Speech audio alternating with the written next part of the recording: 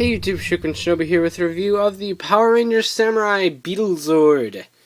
So, in the MMPR 2010 line, we had a thing called Zord Vehicles, which basically look like Zoids, that could turn into, not really turn into, but become limbs for the MMPR 2010 Megazord.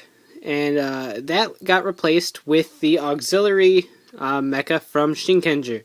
So now our Zord vehicles are actual Zords, and they honestly aren't too bad. These lose a lot more from their Japanese counterparts than the actual Megazord did.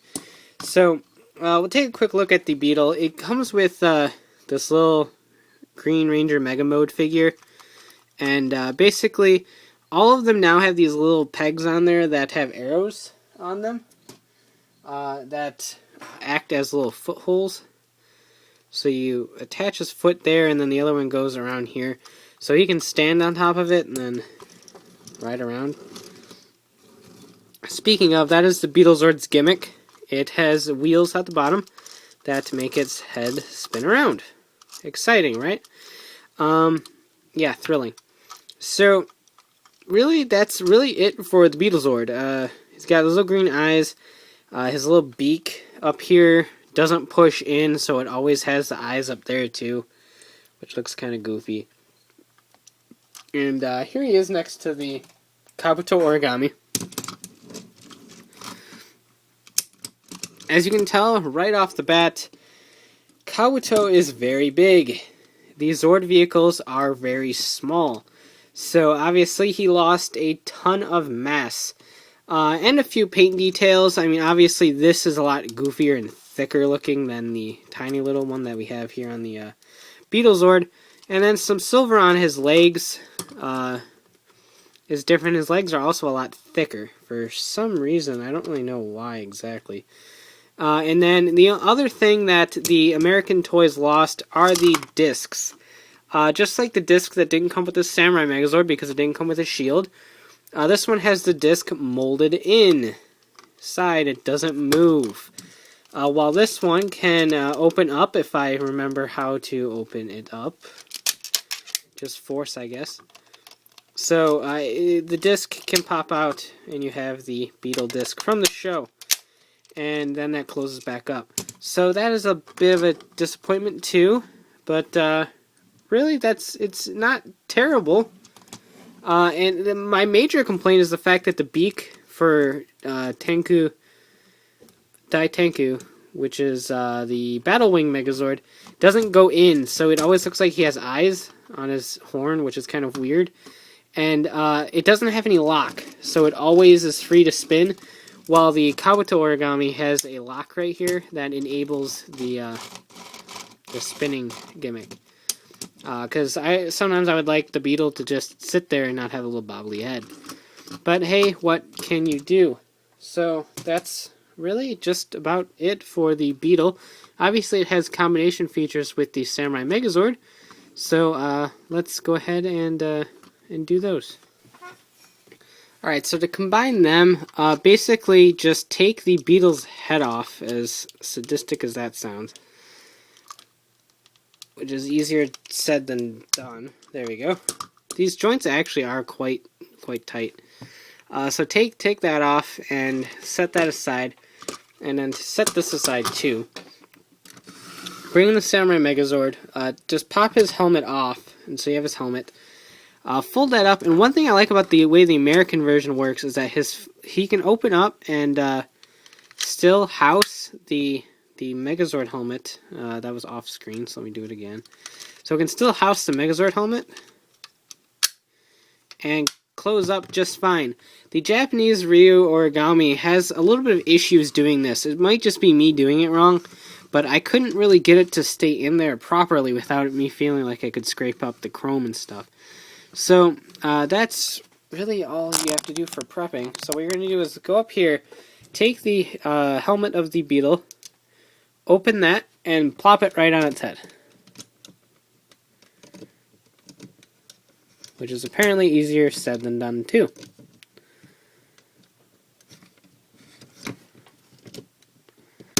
There we go. I was just stupid. So you got that going on, and then this has a lever right here that comes right down, and you put that in the hand, and now you have a shield. The shield that we didn't get for the Samurai Megazord with the disc on it is now a Beetle's body. I guess the wings, or the legs here, act as little shield wings, and they look a lot more threatening than the normal Beetle legs would. I guess that's why they stylized them a little bit more. But, yeah, so this is our new Beetle Blast Megazord, as they're calling it, not to be confused with Beetlebonder's Beetle Blast. And it's not too bad. I mean, this looks horrendously goofy, but I had the same problem with Kabuto Shinkano. So, really, it just comes down to the fact that these are designed really weird. But basically, in the show, this folds up and spins, and it creates a giant laser thing, and he shoots. That's why he's the Beetle Blast. In the show, he looks like this. Sans the shield and the sword, we can get rid of those. He looks like this in the actual show, because this is how he looked in Shinkenger. You had the legs on the arms here as little blade-like things, and then up here you had the same helmet going on, but the entire back of the beetle was sticking out of his head, so it was a giant headdress-like thing, and honestly looked really goofy. I didn't like this at all. But what happens is that this closes up, and then the disc spins if you unlock it.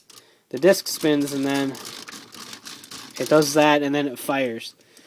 Another thing that the Japanese version does is give it a new head.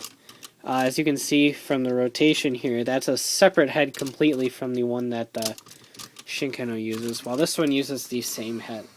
So, that's really, I mean, it for this guy. Do I hate it? No. I think the shield is really cool, actually, and a nice use of the dead beetle carcass. And the fact that the headdress is gone is a definite plus to me. It's a lot more streamlined and normal. I would like to see maybe the legs go on the arms, and then this just act as a shield. That would have been a pretty crappy shield, though. But I don't know. I don't mind it. I prefer it to be screen accurate myself, but the redesign that they did, I don't really hate. They kept the important feature the same, which is the frontal look. So even if you just pop this out and pretend it doesn't exist, it's still fairly accurate to the TV show. Plus, I never really tried this. Let's see if you can do that. Can you just, if you pop these off, just pop those off. Can you get, you can kind of get it to attach like that, sort of. Seems like it's breaking it, but honestly, I would just kind of leave it like this. But it's not bad, basically, is what I'm trying to say. It is not bad at all, and honestly, I feel like it's a pretty interesting rendition of it, I think. I know purists are probably going to hate it because it's not the same, but it's really not that bad. However, these things retail for $16.99 at Toys R Us. Toys R Us is like the only place I find that carries the Zord vehicles. So, the problem is you are paying $17 plus tax for this tiny little beetle and a dinky figure. For the price they are charging, it is a ripoff. I do not recommend it at all. However, if you can get it on sale, or by coupon, or something to make it a little bit cheaper, then it's worth it because it has the combinations with the Samurai Megazord. But the fact that they're charging $17 for the tiny little Zord vehicle and the figure, I think is just really outrageous. Considering that you are paying just a little more half that for a bigger and better full Megazord. So buying two of the Zord vehicles, you could have just bought the Megazord. And I feel like that is a bit of a ripoff. But, so, bang for your buck wise, I would say not recommended whatsoever. But, As for playability for the toy, I do recommend it in that aspect because it does add a bit to the Samurai Megazord, and that honestly doesn't look all that bad. Now he's got a sword and a shield and a helmet, and he's ready to go kick butt. So, while I like it, I don't think it is worth the $16.99 price tag whatsoever. So, you can check out our review at shuki.com, and of course, you can discuss Samurai and everything else at the RAM boards at riotrangersrambles.com/forums. So, take care. Have a great one. Bye.